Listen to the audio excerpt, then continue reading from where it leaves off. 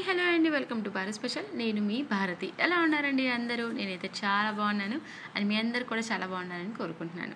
And ఈరోజైతే మన వీడియోలో రెస్టారెంట్ స్టైల్లో చేసే కాజు మష్రూమ్ రెసిపీని చూపించబోతున్నాయండి. అండ్ ఈ రెసిపీ చూసే ముందు మన ఛానల్ కనుక ఎవరైనా ఫస్ట్ టైం చూస్తున్నాం అంటే ప్లీజ్ సబ్స్క్రైబ్ చేయండి. అలానే ప్లీజ్ అండి, రెసిపీ నచ్చితే మీకు ఈజీగా అనిపిస్తే కనుక ఖచ్చితంగా ప్లీజ్ అండి ఒక్క లైక్ చేయడం మాత్రం మర్చిపోకండి. అలానే ఏ మాత్రం కొంచెం యూస్ఫుల్ అనిపించినా కూడా ప్లీజ్ మన ఛానల్ని సబ్స్క్రైబ్ చేసుకోండి. సో ఫస్ట్ అయితే ఇక్కడ స్టవ్ మీద ఒక కడాయిని పెట్టేసేసుకొని కొంచెం నెయ్యిని యాడ్ చేసేసుకోవాలండి. ఇలా ఒక హాఫ్ కప్పు జీడిపప్పుల్ని ఇలా యాడ్ చేసేసుకొని చక్కగా దోరగా మంచి స్మెల్ వచ్చే వరకు వేయించుకొని పక్కన పెట్టుకోవాలండి. మీకు ఇన్ కేస్ ఎక్కువగా జీడిపప్పు కావాలనుకున్నా కూడా ఒక కప్పు మొత్తం యాడ్ చేసేసుకొని చక్కగా వేయించుకొని పక్కన పెట్టుకోవాలండి. అండ్ అదే కళాయిలో ఇంకొంచెం ఆయిల్ని ఒక 2 to 3 స్పూన్స్ ఆయిల్ని యాడ్ చేసేసుకొని వేడి చేసుకున్న తర్వాత ఇందులోనే కొంచెం ఆవాలు అండ్ అలానే కొంచెం జీలకర్రని కూడా యాడ్ చేసుకుంటానండి. ఈ రెండు వేగిన తర్వాత నేను 2 ఉల్లిగడ్డల్ని ఇలా సన్నగా చాపర్లో వేసేసి కట్ చేసేసుకొని ఇందులోకి యాడ్ చేసేసుకున్నాను అండి. అండ్ ఇప్పుడు ఈ ఉల్లిపాయలని బాగా పచ్చివాసన పోయే వరకు కూడా చక్కగా వేయించుకొని పెట్టుకోవాలండి మనం. సో ఇలా పచ్చివాసన పోయిన తర్వాత కొంచెం అల్లం వెల్లుల్లి పేస్ట్ని ఇందులోకి యాడ్ చేసేసుకోవాలండి. అండ్ అల్లం వెల్లుల్లి పేస్ట్ యాడ్ చేసుకున్న తర్వాత ఇది కూడా మంచి వాసన వచ్చే వరకు కూడా వేయించుకోవాలండి. అంటే ఈ పచ్చివాసన పోయే వరకు కూడా మనం చక్కగా వేయించుకోవాలన్నమాట.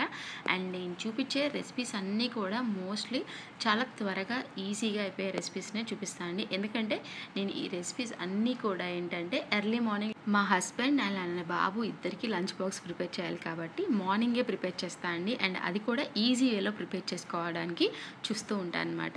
సో ఇలాగా అల్లం వెల్లుల్లి పేస్ట్ కూడా వేయించేసిన తర్వాత ఒక 2 నుంచి 3 టొమాటోలని పచ్చివేయండి, పచ్చి టొమాటోస్ని ఇలా ప్యూరీ లాగా ప్రిపేర్ చేసేసుకొని చక్కగా ఇలాగా యాడ్ చేసేసుకొని ఒక 5 minutes సిమ్ ఫ్లేమ్లో పెట్టుకొని చక్కగా ఇలాగా దీన్ని ఉడికించుకోవాలండి. అంటే మనం పచ్చి యాడ్ చేసుకున్నాం కాబట్టి కొంచెం అది ఉడికే వరకు కూడా వెయిట్ చేయాలన్నమాట. సో ఇది ఇలా ఉడికిపోయిన తర్వాత ఇది ఉడికిన తర్వాత చూసారండి కొంచెం ఇలా కలర్ చేంజ్ అవుతుందన్నమాట.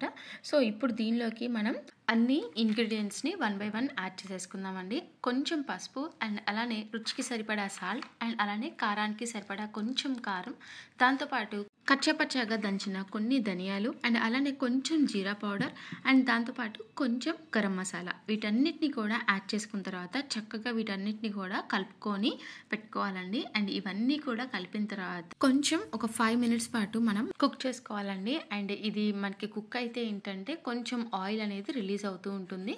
సో అప్పుడు మనకి ఇది చక్కగా కూడా ఇది ఉడికిపోయినట్టు అనమాట. సో అప్పుడు మనం మష్రూమ్స్ని ఇలాగా సన్నగా కట్ చేసేసుకొని పొడవుగా ఇలాగా యాడ్ చేసేసుకోవాలండి. అండ్ మష్రూమ్స్ కూడా ఏంటంటే ఉడకడానికి కొంచెం టైం పడుతుంది, అంటే త్వరగానే ఉడికిపోతాయి.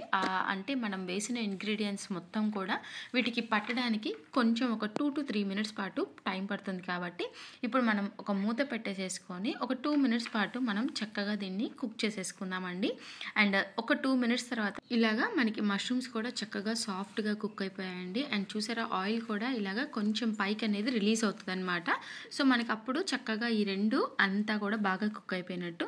సో ఇలాగా కుక్ చేసుకున్న తర్వాత మనం ముందుగా వేయించి పెట్టుకున్న జీడిపప్పుని కూడా పక్కన పెట్టుకున్నాం కదండి. సో ఇప్పుడు అవి కూడా ఇందులోకి యాడ్ చేసేసుకోవాలి.